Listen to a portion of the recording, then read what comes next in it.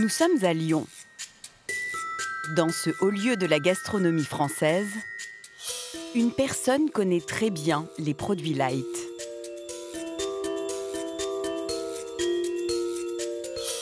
Michel Desmurget est un chercheur en neurosciences. Pour perdre les kilos qu'il avait en trop, voici les produits light qu'il consommait régulièrement. L'un de mes grands péchés, c'était les boissons light. Alors, je bois de l'eau, mais notamment, voilà, soit de l'orangina zéro, soit du coca zéro, des choses dont je faisais une consommation assez peu raisonnable, facilement 1 à 1,5 bouteilles à 2 bouteilles par jour parfois. Voilà, du jambon sans matière grasse. J'étais un grand fan de la mayonnaise légère. Voilà.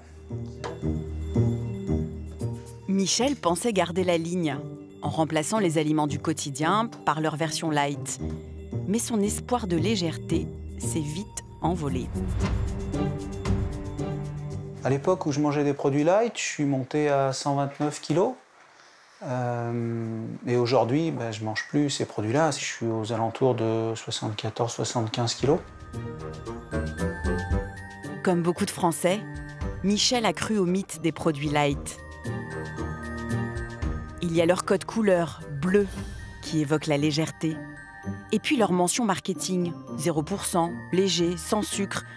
Les yaourts et les sodas allégés sont les plus répandus, mais la plupart des produits ont leur version light. Tous promettent la gourmandise sans prendre un gramme. Des plus maigres, comme le jambon, aux plus caloriquement incorrects, comme le chocolat, les chips et même le saucisson, on les trouve partout. Mais après plus de 20 ans de présence dans nos assiettes, de plus en plus de consommateurs s'interrogent sur les bienfaits supposés du light pour garder la ligne. Et se demandent même si la consommation de l'aspartame, l'édulcorant le plus emblématique du light, ne serait pas dangereuse pour la santé.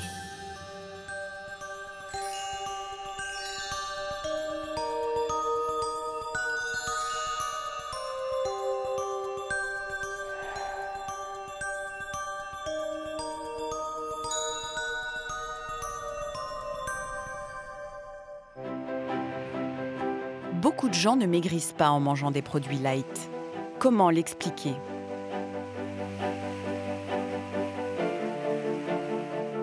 Pierre Chandon, spécialiste du comportement, va reconstituer pour nous une expérience réalisée sur près de 300 personnes. La simple présence du mot « light » sur des bonbons change nos comportements. Dans le groupe témoin, on a donc des dragées chocolatées tout à fait normales, classiques. Il n'y a rien écrit dessus, c'est tel qu'on peut acheter dans le commerce n'importe où. Et donc là, ici, on a les fameuses dragées chocolatées allégées qui n'existent pas. On a juste écrit dessus « allégé ». On veut voir si la mention « allégé » en elle-même, elle fait changer les comportements alimentaires. Bonjour. Alors, merci d'avoir accepté de participer à l'étude. On a une nouvelle sorte qui vient de sortir, c'est les dragées chocolatées allégées en matière grasse. D'ailleurs, c'est marqué dessus, vous voyez, marqué « light » ou « low fat », ça vient des États-Unis. Et en fait, voilà, vous pouvez vous servir de la quantité que vous voulez. Et vous pourrez les garder, c'est cadeau, c'est pour vous. Pierre Chandon propose à la moitié des volontaires de prendre des bonbons classiques. La plupart choisissent de petites quantités. L'autre moitié doit piocher dans le saladier allégé. Et là, il se lâche. On va voir le verdict. On va peser. Alors, vous êtes à 93 grammes. Alors, pourquoi manger plus de bonbons light ? On pense tout de suite que c'est moins gras et que c'est meilleur pour la santé, donc on peut en prendre plus. Voilà. C'est le cas pour vous, je pense. C'est vrai que le chocolat a une image collective de ça fait grossir, même si moi j'y pense pas trop. Et du coup, on se dit, bon, je peux en manger un peu plus, de toute façon je grossirai pas. Les gens ont tendance à généraliser toutes les mentions nutritionnelles. Par exemple, si on leur dit c'est allégé en matière grasse, ils vont penser que du coup, je peux en manger plus parce qu'il y a moins de sucre, il y a moins de calories. En réalité, les bonbons ou tout autre aliment qui est allégé en matière grasse n'a pas forcément moins de calories. Et donc, ce qu'on a montré dans l'étude, c'est qu'en moyenne, les gens se servaient et consommaient 28% de plus de bonbons chocolatés lorsqu'on leur disait qu'ils étaient allégés en matière grasse. Et les gens qui étaient en surpoids, ils ont consommé 46% de plus. Et c'est exactement ce qui est arrivé à Michel. Jusqu'au jour où le chercheur a regardé de plus près les étiquettes des produits light qu'il consommait.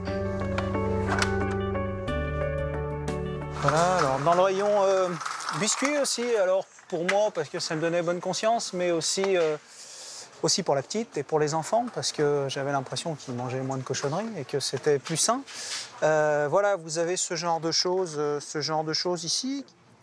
Ce paquet de gâteaux light contient 471 calories pour 100 grammes, contre seulement 465 calories pour le même type de biscuit, alors au chocolat, dans une version gourmande. Incroyable, le biscuit light est plus calorique que le biscuit normal. Pour le dire autrement, il fait plus grossir, mais la mention réduit en sucre berne le consommateur. l'enchaînement dans le cerveau, c'est il y a moins de sucre, donc il y a moins de calories, donc je peux en manger avec moins de risques, surtout si je suis au régime. Mais pas du tout, parce que l'absence de sucre est compensée par un surcroît de gras et vous avez autant de calories. Et là, vous en avez même plus, en fait. Plus de calories dans un produit light, cela peut paraître fou. Pourtant, les exemples ne manquent pas. Au rayon céréales, par exemple. À droite, le paquet light est plus calorique qu'un paquet standard. Au rayon biscuits, de nombreux paquets light sont plus caloriques que des paquets gourmands. Le chocolat allégé, lui, est aussi calorique que le normal. Les seuls rayons où le light gagne à tous les coups sont les rayons frais, avec cette mayonnaise par exemple, ou ces yaourts, bien moins caloriques que leur version classique, et le rayon boisson, avec tous les sodas light. Mais trop souvent, la mention allégée est un argument marketing plus destiné à faire vendre qu'à faire maigrir. On va mettre dans les jambons. Voilà, typiquement, vous avez ce jambon-là, qui est du jambon avec énormément marqué en énorme, moins 2% de matière grasse. Donc on a l'impression que c'est vraiment des jambons qui sont bien plus dégraissés que les autres et qui ont bien moins de calories. Et si vous prenez un jambon à l'étouffée qui ressemble, ici, vous vous apercevez que celui-là, les matières grasses sont par là, il est à 2,5%, donc vous gagnez quasiment rien. Et au niveau calorique, vous êtes à 100 calories contre 105, donc c'est peanuts. 5 calories en moins ne vous feront certainement pas maigrir. Votre portefeuille, en revanche... Là où la différence est quand même assez colossale, c'est que là, vous êtes à 18,60 € le kilo. Et sur celui-là, vous êtes à 13. Donc le coût est exorbitant et la différence de qualité, pas forcément. Mais qu'a-t-on bien pu faire à ce jambon light pour qu'il soit si cher? Selon les marques, il coûte entre 30 et 50% de plus. Un vrai produit de luxe.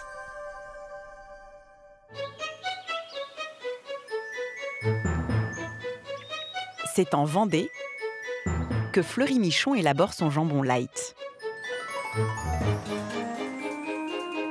David Garbous, directeur marketing, et Pascal Durand, responsable process, ont accepté de nous livrer une part de leur secret en nous expliquant pourquoi leur jambon allégé coûte plus cher.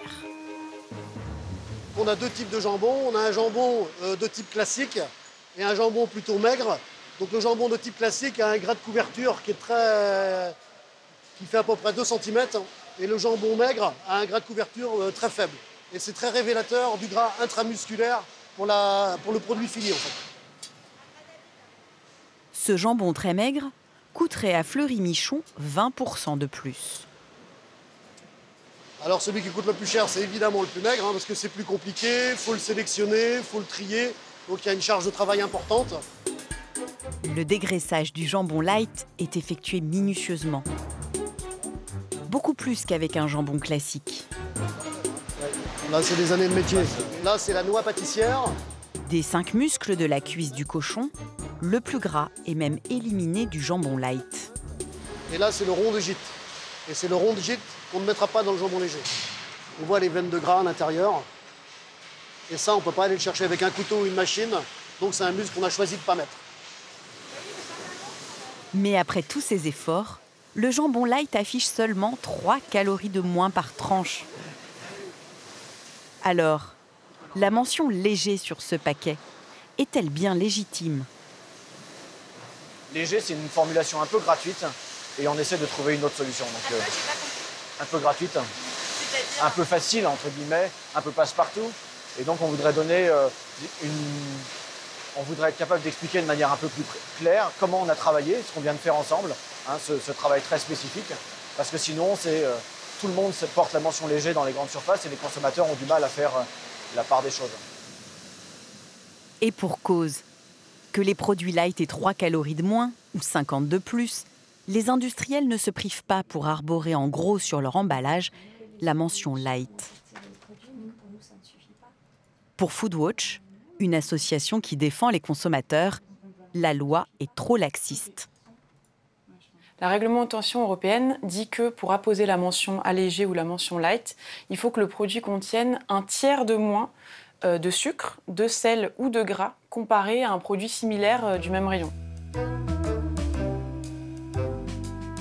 Dans la loi, il n'est fait à aucun moment mention du nombre de calories. Et c'est bien cela qui pose problème. Car les calories sont les seuls responsables de la prise ou de la perte de poids. Ce qu'on peut faire en tant que consommateur, c'est regarder tout simplement les étiquettes. Mais le problème, c'est qu'il n'est pas de la responsabilité du consommateur de passer 2 heures à chaque fois qu'il va faire les courses à regarder si un produit light est en fait un produit hyper calorique, hyper sucré, hyper gras ou pas. Le vrai problème, c'est que la législation laisse le flou, laisse le champ large aux fabricants pour ruser, pour induire les consommateurs en erreur. Les produits light peuvent être plus gras, plus sucrés et même plus caloriques que les produits classiques. En moyenne, ils sont plus chers. Bref, c'est un peu la désillusion. Nous avons aussi découvert que bien souvent, ils étaient généreusement chargés en additifs de toutes sortes. Certains sont d'origine naturelle. L'amidon de maïs est utilisé pour ses propriétés épaississantes. La gélatine de porc, issue des os et de la peau de l'animal, pour ses propriétés texturantes. Le carragénane, un épaississant, est issu d'une algue brune. Mais il y a un additif entièrement chimique qui, lui, fait polémique depuis de nombreuses années. C'est l'aspartame, l'édulcorant le plus utilisé au monde.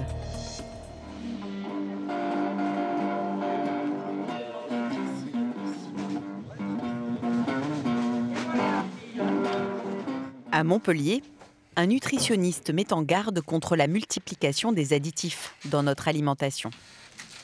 L'additif, fondamentalement, dans l'alimentation industrielle, eh bien, c'est une espèce de cache-misère. On a rajouté des antioxygènes.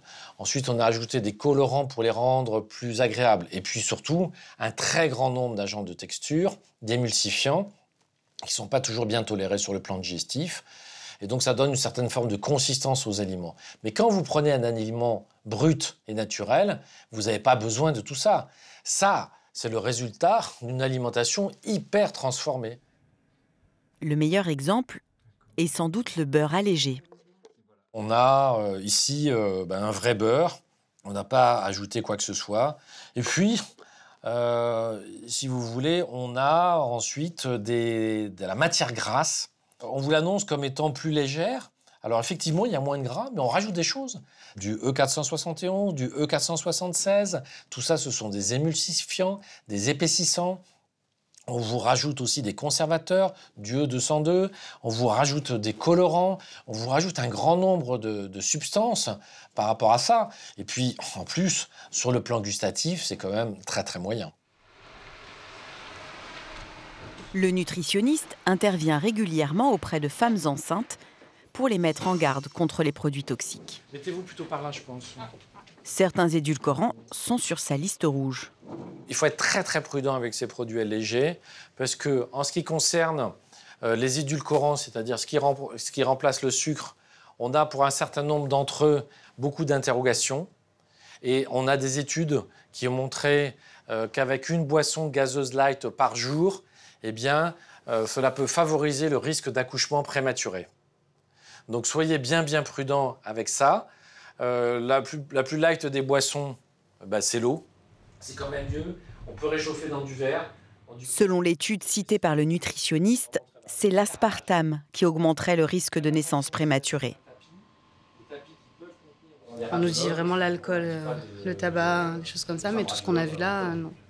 Et les produits light, pas du tout. Enfin, du coup, je savais pas que ça pouvait être dangereux. Enfin, je savais que si que ça pouvait être dangereux, et pas pour le bébé en tout cas. En temps normal, ça m'arrive de temps en temps, mais vraiment de temps en temps. Je vais boire un verre en terrasse ou quoi, je vais choisir forcément une boisson plutôt light, mais ça fait pas partie de mon alimentation quotidienne. Et enceinte, 0. Et même du coup, je me disais, la sucrète du matin dans le thé, ce sera fini, ce sera une cuillère de miel. L'aspartame, nom de code E951. Édulcorant emblématique, au cœur de toutes les polémiques. On le trouve dans près de 6000 produits.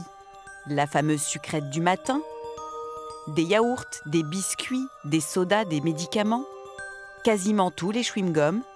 Le secret de son succès, contrairement au sucre, il n'apporte aucune calorie.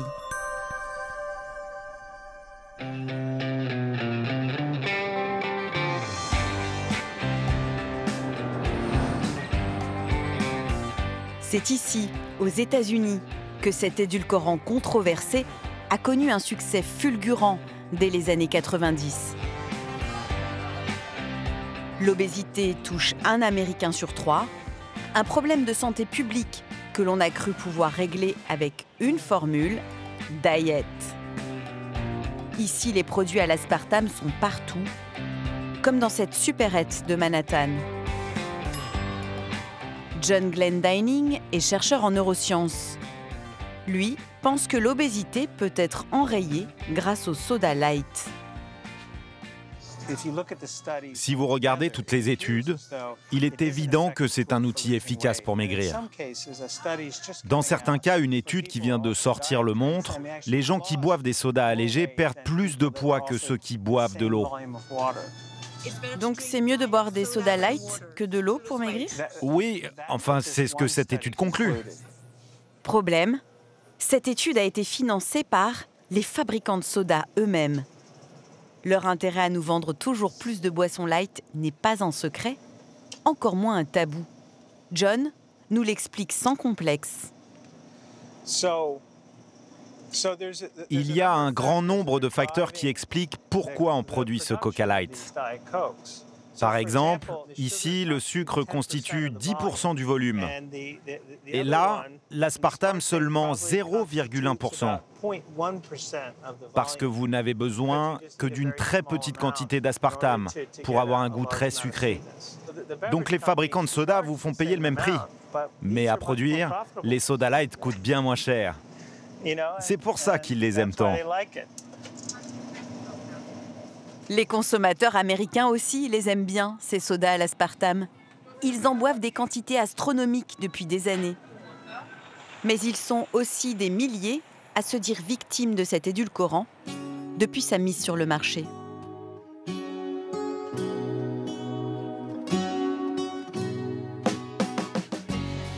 Sur la côte Est, à 250 km au nord de New York, Beth Manteuffel affirme être hypersensible à l'aspartame. À 36 ans, lorsqu'elle fait ses courses avec sa petite sœur, elle ne s'approvisionne plus que dans des magasins bio.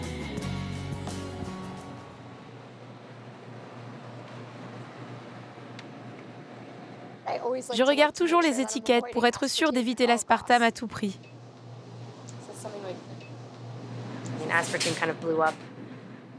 L'aspartame a connu un boom il y a un peu plus de 10 ans. À l'époque, nous devions prendre des produits sans sucre ou light. Consommer du sucre était presque devenu honteux. Même les fruits, les gens disaient « mais c'est plein de sucre, prends plutôt un soda light ». L'aspartame est alors vu comme un produit santé. Mais l'année de ses 18 ans, Beth commence à se plaindre de migraines et de troubles de la vision.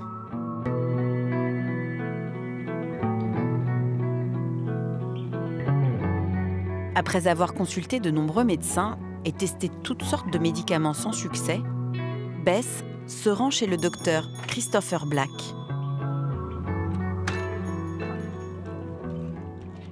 Well, you look very well. Yeah, thank you. Fantastic. So what brings you by? Come on, you want to come back? Sure. Yeah, thank you. Le docteur Black exerce la chiropractie, une médecine manuelle très répandue aux États-Unis, grâce à laquelle Bess espère guérir de ses symptômes. Ce qui me faisait le plus souffrir, c'était les maux de tête horribles, les pires maux de tête que je n'avais jamais eus de ma vie. Les pires jours, je pouvais même avoir des troubles de la vue, la pièce devenait toute grise, j'avais des nausées. Je pense que la douleur causait ces nausées. J'avais 18 ans et je me disais, mais comment je vais réussir à poursuivre mes études? Parce que les jours où je perdais la vue, je ne pouvais même pas conduire jusqu'à l'école. À l'époque, l'aspartame est déjà au cœur de nombreuses polémiques. Le chiropracteur conseille à Bess d'arrêter de mâcher chaque jour des chewing-gums sans sucre. En 3 semaines, ses symptômes disparaissent. Ces maux de tête étaient un indicateur naturel de l'empoisonnement de ton corps. Tu étais en bonne santé, ce qui était un paradoxe puisque tu souffrais, mais ton corps était parfaitement sain. Mais la médecine allopathique répond en disant « Tiens, voilà un produit chimique qui va masquer le problème. » Donc, d'une certaine façon, il traite la maladie par la maladie plutôt que de revenir à un état naturel. Tu as l'air en meilleure santé maintenant. Oui, je reviendrai peut-être pour d'autres ajustements. Oui, pas de problème. Continue de boire de l'eau et reste loin de ce poison. Oui, oui. Merci, Dr. Black.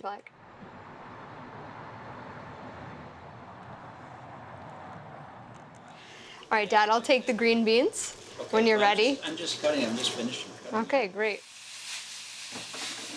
Quand Bess reçoit ses parents à dîner, il ne s'étonne plus de sa nouvelle façon de cuisiner. C'est de l'huile de noix de coco bio et des choux. Excellent. Ça a l'air bon. La peur de l'aspartame a radicalement éloigné toute la famille de la junk food. J'ai vraiment changé ma façon de cuisiner. Je cherche des produits avec le moins d'ingrédients possible. Plus la liste est courte, plus j'ai confiance. Et je recherche des ingrédients dont on peut facilement prononcer le nom. Enfin, le plus naturel possible. Pour Bess, les migraines et les troubles de la vision ne sont plus qu'un lointain souvenir.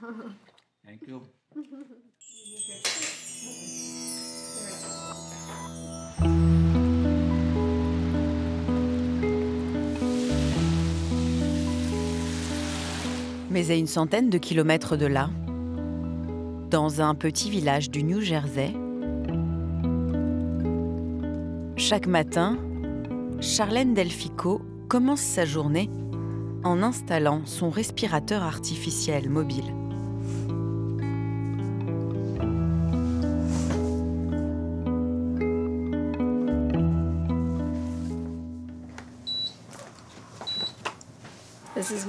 Ça, c'est ma routine. L'aspartame a endommagé mon système nerveux et m'a donné une maladie qu'on appelle la dystonie neurovégétative. Une maladie qui, entre autres, me fait oublier de respirer. Charlène souffre de lésions cérébrales qui freinent ses fonctions automatiques, celles qui sont gérées par le cerveau sans avoir besoin d'y penser, comme la respiration ou la digestion.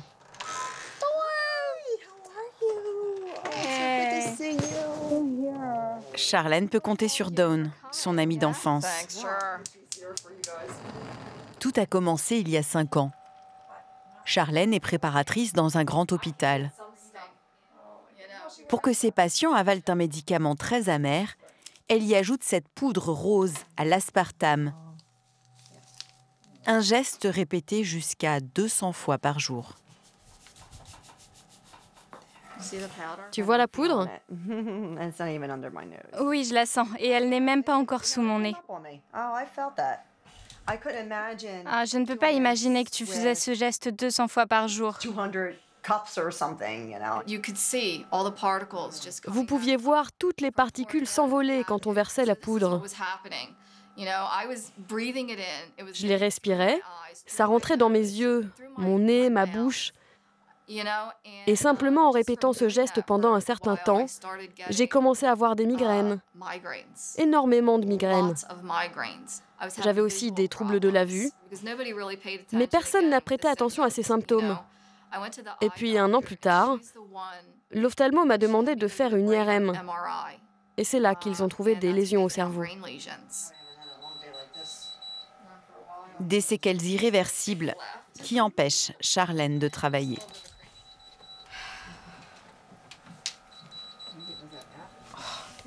C'est lourd. Voilà à quoi je passe mon temps. Enfin, quand j'ai du temps et quand mon cerveau fonctionne. Charlène a porté plainte contre l'hôpital qui l'employait. Pièce par pièce, elle constitue son dossier. Son seul regret, ne pas avoir obtenu le soutien de ses collègues malades. Voilà, c'est là qu'on travaillait. Vous voyez sur la table là, et vous voyez les bouteilles roses derrière. Tout le monde dans mon service était malade. Au moins 8 d'entre nous. La plupart n'avaient aucun symptôme avant. Donc il n'y a pas de coïncidence que nous soyons tous devenus malades. On en parlait tout le temps, on s'est même plaint au délégué du personnel. On lui disait « Mais pourquoi tout le monde est malade ?» Charlène pense que ses anciens collègues refusent de témoigner pour conserver leur emploi. D'autant que leurs conditions de travail se sont améliorées, la poudre d'aspartame a été remplacée par une solution liquide.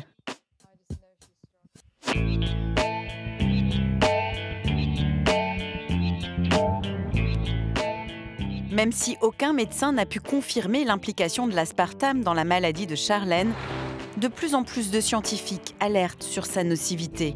Lisa Leffert est chercheuse en santé publique dans une ONG qui défend les consommateurs. Pendant 3 mois, elle a analysé toutes les études publiées sur l'aspartame. Face à l'épidémie de diabète et d'obésité, elle voulait savoir si cet édulcorant pouvait remplacer le sucre.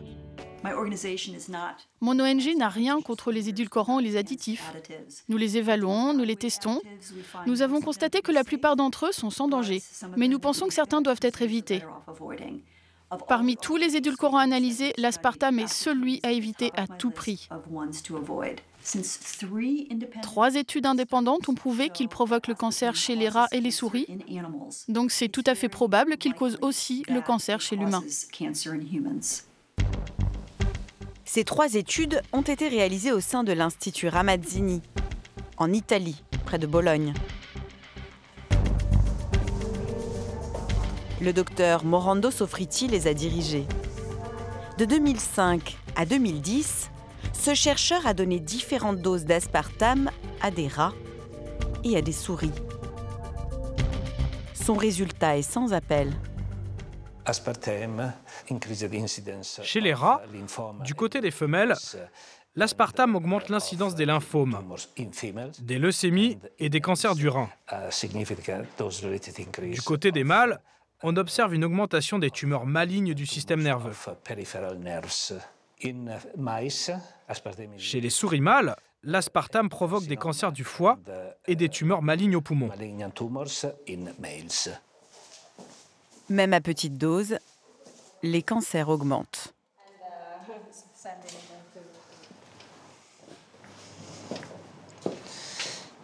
Voilà. C'est notre pathologiste. Dans la bibliothèque des échantillons, le scientifique nous montre les dégâts causés sur le poumon d'un rat décédé. C'est la phase terminale de la maladie. Les taches bleues représentent les tissus avec des cellules cancéreuses.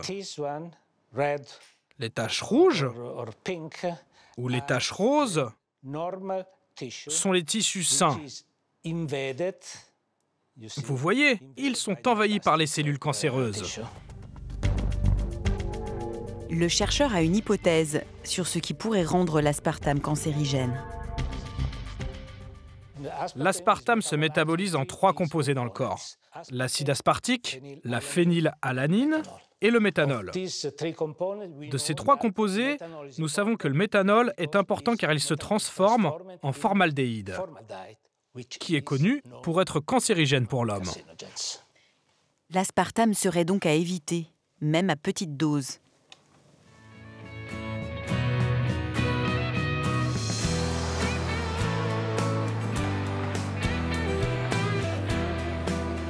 D'autres études mettent en garde contre l'aspartame. Mais John Glendining, le chercheur en neurosciences, n'y croit pas. Il existe beaucoup d'études qui n'ont pas été financées par l'industrie et qui ont conclu que l'aspartame était sans danger. Vous voudrez bien m'en envoyer une? Oui, enfin... Vous m'en enverrez une? Oui. Quelques jours plus tard, la fameuse étude indépendante arrive. Surprise, à la 702e page, on découvre qu'Ajinomoto, un des leaders de l'aspartame, a financé cette étude. John est-il aussi indépendant qu'il le prétend? Je n'ai jamais été financé par aucune industrie. Je n'ai absolument aucun conflit d'intérêts. Mais qu'en est-il de l'association dont vous êtes secrétaire? L'association des scientifiques chimiosensoriels. C'est un groupe indépendant de scientifiques qui étudie les sens du goût et de l'odorat. Mais elle est financée par Ajinomoto. Elle reçoit un peu d'argent. Mais Ajinomoto, c'est le leader de l'aspartame. En tout cas, c'est un grand producteur mondial. Mais l'argent que nous recevons d'Ajinomoto, vous savez, on reçoit de l'argent de Pepsi aussi, mais ça n'a aucune influence sur nos recherches.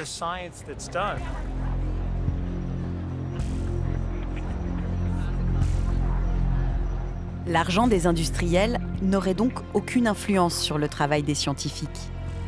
On peut en douter. Au pays du billet vert, les lobbies de l'industrie agroalimentaire sont prêts à tout quand des centaines de millions de dollars sont en jeu. Nous allons vous raconter comment ils ont réussi à imposer l'aspartame contre l'avis de la plupart des experts de l'époque. 1965, l'aspartame est découvert par hasard par le groupe pharmaceutique G.D. Searle. Avec son pouvoir sucrant 200 fois supérieur au sucre, il fait rêver le fabricant, qui veut à tout prix le commercialiser. Pour cela, il doit obtenir le feu vert de l'Agence de sécurité alimentaire américaine, la toute-puissante FDA. American College of Toxicology fellow. Nous avons retrouvé un ancien directeur du service de toxicologie de la FDA. Au début des années 70, c'était à lui de donner ou non son feu vert à l'aspartame. À ce moment-là, les études de G.D. Searle, le fabricant d'aspartame, surtout celles concernant le cancer, n'étaient pas du tout convaincantes et, de mon point de vue, ne permettaient pas de prouver l'innocuité de ce produit. Les études étaient très mal faites, l'échantillon était trop réduit, certains animaux manquaient. Plus grave encore, ils ne gardaient pas les animaux en vie assez longtemps pour découvrir si l'aspartame était vraiment inoffensif. L'ancien directeur et son équipe refusent la mise sur le marché de l'aspartame. Mais les industriels ne veulent pas passer à côté du jackpot. Ils se seraient montrés très généreux avec certains scientifiques pour que ces derniers présentent à l'Agence de sécurité alimentaire américaine des études favorables à l'aspartame. Même moi, je peux vous trouver des laboratoires bienveillants avec l'industrie. Vous regardez les articles qu'ils publient. S'ils concluent que des substances toxiques sont inoffensives, eh bien voilà, vous trouverez beaucoup de scientifiques prêts à n'importe quoi pour de l'argent. Malgré toutes ces études favorables à l'aspartame, les experts de la FDA refusent pendant des années sa commercialisation. L'Agence de sécurité alimentaire ne les trouve pas convaincantes.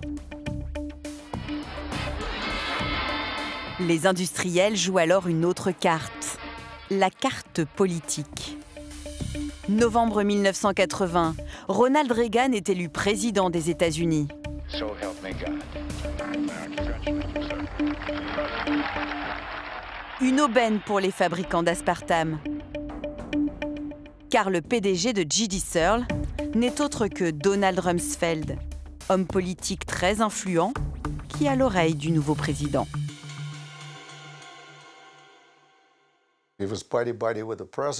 Donald Rumsfeld était très proche du président. Et la seule chose qu'il avait à faire, eh bien, c'était de demander à ce que l'aspartame soit mis sur le marché.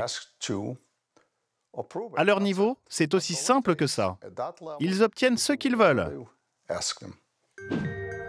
Reagan nomme un proche de Rumsfeld à la tête de la FDA, Arthur Hayes, un homme déterminé à commercialiser l'aspartame. Rapidement, il obtient son autorisation de mise sur le marché.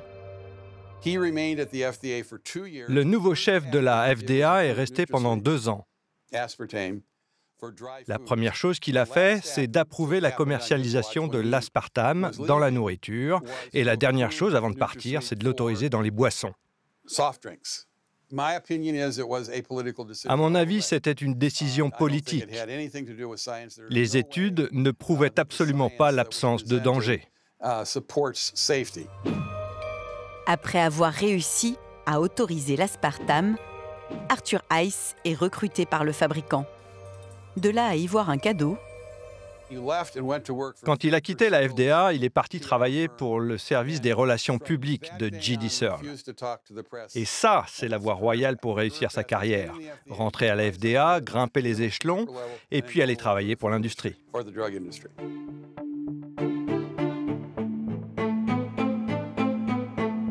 S'il y a des doutes sur l'innocuité de l'aspartame, pourquoi est-il encore autorisé en Europe ?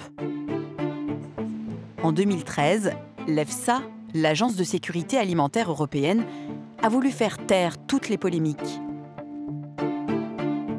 L'EFSA a analysé plus d'une centaine d'études sur l'aspartame et produit un rapport de 263 pages. Sa conclusion est la même que pour l'agence américaine. L'aspartame ne représente aucun danger pour la santé. Pourtant, un chercheur anglais a fait une drôle de découverte en décortiquant le rapport de l'EFSA. Presque toutes les études qui ne montraient aucun danger pour la santé ont été considérées comme sérieuses par l'EFSA. Alors que de toutes les études qui suggéraient qu'il pouvait y avoir un danger, le nombre d'entre elles qui ont été considérées comme sérieuses est 0. Par exemple, l'étude de Morando Sofriti sur les rongeurs est copieusement critiquée par l'EFSA. En revanche, les premières études commandées par le fabricant d'aspartame lui-même sont considérées comme sérieuses. Pourtant, de nombreuses aberrations semblent entacher ces études. Le rapport d'expérience décrit que l'animal A223 était vivant à la semaine 88. Mort de la semaine 92 à la semaine 104. Et vivant à nouveau à la semaine 108. Je ne savais pas que le fabricant voulait vendre l'aspartame comme une substance pouvant ramener à la vie les mammifères.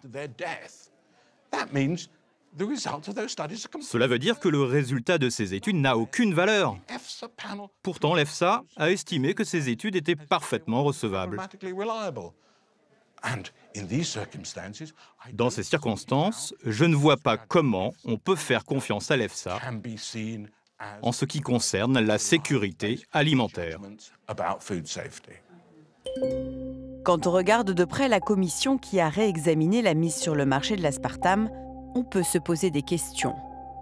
Sur 19 membres, plus de la moitié a travaillé pour l'industrie. 5 ont même participé à l'organisation d'événements financés par les lobbies pro-aspartame. De nombreuses voix se sont élevées pour dénoncer une décision influencée par les industriels. Mais alors, faut-il s'interdire le light dans nos assiettes ? Tantôt trop chimique, trop calorique ou trop cher ? Les industriels cherchent à surfer sur la mode du naturel pour séduire les consommateurs. Parmi les solutions proposées, un nouvel édulcorant, cette plante verte nommée stevia, au goût sucré, sans calories. Aujourd'hui, 80% de la stevia est cultivée en Chine. Alors à Toulouse, à l'école agronome Purpan, on cherche à mettre au point une variété de plantes adaptées au climat français pour développer une filière locale. Une équipe de chercheurs veut obtenir la meilleure stevia possible en croisant les plantes les plus productives avec les plantes les plus sucrées. Voilà, c'est là. On va goûter ça. Bon, ça.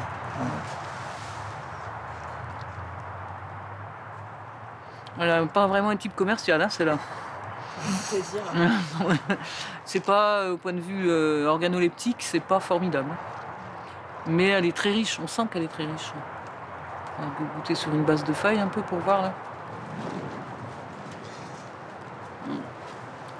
Faut se sacrifier. Sur celle-ci, si on regarde bien. Ah ouais, c'est plus doux. C'est plus concentré, donc certainement plus sucré. Son goût sucré, la stevia le doit à une molécule, le glycoside de stéviol, au pouvoir sucrant 300 fois supérieur au sucre. À partir d'une infusion de stevia, les industriels extraient la molécule sucrante sans utilisation de produits chimiques. Le résultat, c'est cette poudre blanche. La stevia séduit les industriels qui peuvent repeindre en vert leurs emballages. On la trouve essentiellement dans du sucre de table ou des sodas. En 3 ans, elle a déjà conquis 1/3 du marché des édulcorants de table. L'enjeu économique est de taille.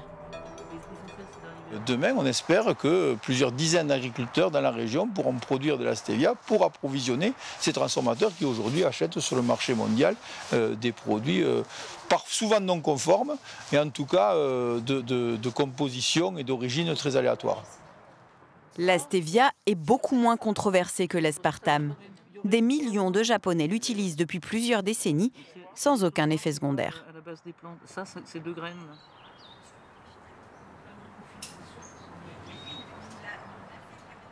De manière générale, le light cherche à se donner une image plus naturelle. Pour certains industriels, cela passe par des recettes plus authentiques. On va déguster la purée de patates douces. Tu sais, l'autre jour, on avait dit que ça manquait un petit peu de saveur. Ouais. Et puis la texture était un petit peu molle, donc on va la déguster. On a retravaillé. Ça, c'est le dernier essai. C'est le dernier essai. D'accord, ok. Dans les cuisines de Fleury-Michon, on s'active pour inventer des plats allégés, préparés avec le moins d'additifs possible.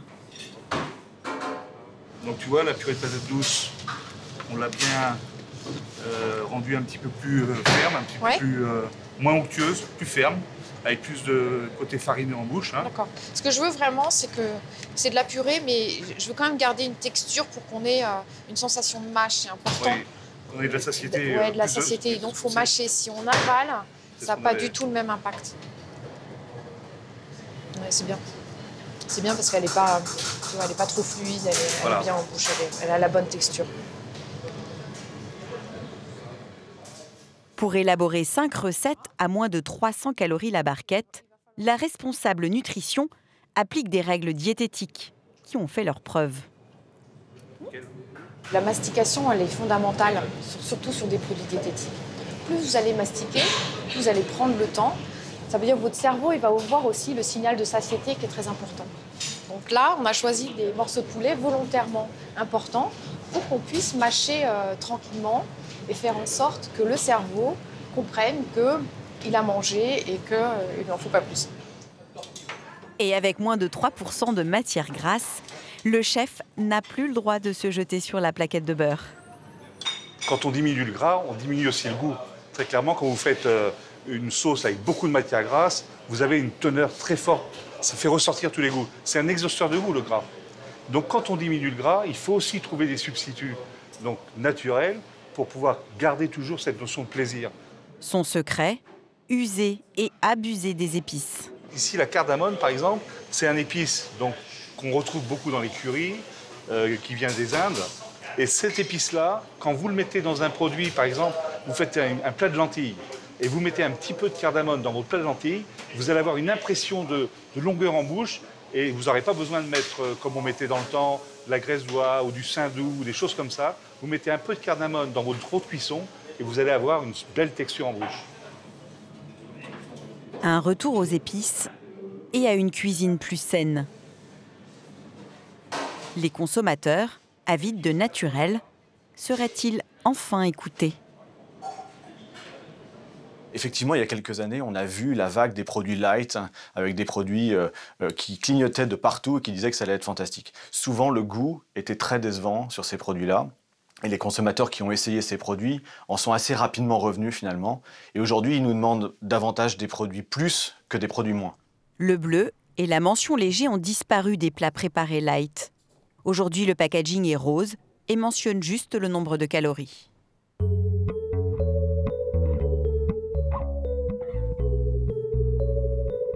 Si quelques industriels font des efforts pour faire du vrai light, pour certains consommateurs, on est encore loin du compte.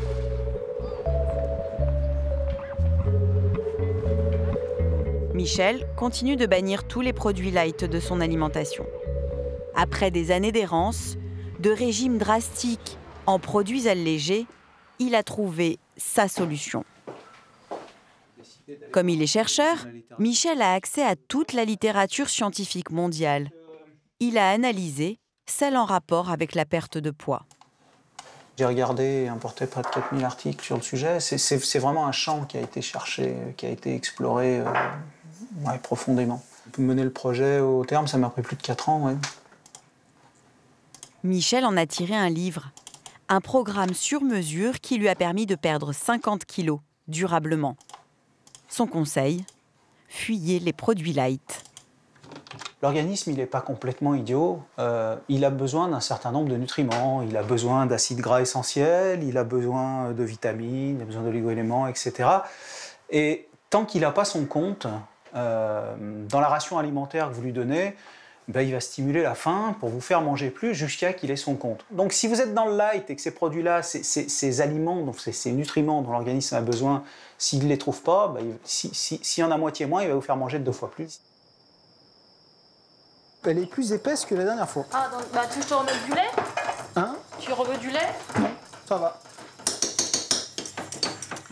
Michel et sa femme ne vivent plus sous la dictature du light. Ils se font même plaisir. Je sais que ça t'amuse beaucoup. T'es sûr qu'elle n'est pas épaisse? Non, ça va? Bon. Ce soir, c'est lasagne à la béchamel. Pour garder la ligne, mieux vaut ne pas trop se priver. J'ai goûté, elle est très bonne. Hein. Donc ça va. Bah oui, personne n'en doute. Le corps, il ne fait pas la différence entre un régime et une famine. Donc si on est encore vivant sur cette planète, c'est parce que l'évolution nous a dotés de mécanismes de défense, génétiquement, de mécanismes de défense, qui font qu'on est capable de résister aux famines. On va stocker comme des malades mentaux, et composé à une famine, on va réduire tout ce qui est consommation, et on va s'accrocher au plus près de nos réserves de graisse, et on va faire en sorte de les reconstituer. C'est une question de survie pour l'organisme. Et pour garder son stock de cellules adipeuses intact, le corps a de la ressource. Il va faire des choses comme... il y a des capteurs d'étirement dans l'estomac qui nous renseignent sur la satiété. Il va les débrancher. C'est-à-dire que ces capteurs-là vont plus envoyer l'information « je suis plein ». Il y a un système hormonal qui va réguler la faim et la satiété. Le système hormonal, il va être complètement déséquilibré dans le sens de la faim. Vous allez toujours avoir faim. Donc tous ces mécanismes font que ces régimes ne marchent pas et que la seule solution pour s'en sortir, c'est d'aller doucement. Michel préconise de diminuer l'apport calorique de 15% maximum. Pour un homme, cela revient à supprimer environ 360 calories par jour. Pour une femme, 270. C'est vrai que j'évite de mettre du gruyère, parce que souvent avant je mettais du gruyère, du parmesan, donc c'était bien riche. Voilà, et là j'ai réduit considérablement tout ce qui était fromage dans les lasagnes. Sur le goût et sur le produit final, c'est peu perceptible. Donc par contre, au niveau du bilan calorique, c'est lourd. 50 calories par-ci, 100 calories par-là, Michel allège le compteur sans suivre de régime. Donc voilà, donc on a racheté des assiettes aussi et des couverts.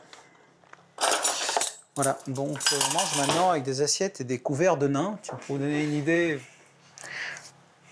Voilà ce qu'on avait avant. Simplement parce que visuellement, si vous mettez la même quantité de nourriture dans les deux, vous aurez l'impression qu'il y en a moins dans une grande assiette que dans un petit. Et on s'aperçoit qu'on mange substantiellement moins avec des petites assiettes. Et puis pourquoi les petits couverts? Parce qu'au bout de 5 minutes, vous aurez mangé moins avec des petits couverts qu'avec des grands couverts, parce que chaque bouchée sera moins importante. Au niveau de la faim, de la satiété, du cerveau, ça sera pareil. Il y verra avec du feu, sauf qu'il aura mangé moins ici que là. Indispensable aussi, l'activité sportive. Il faut augmenter la dépense énergétique.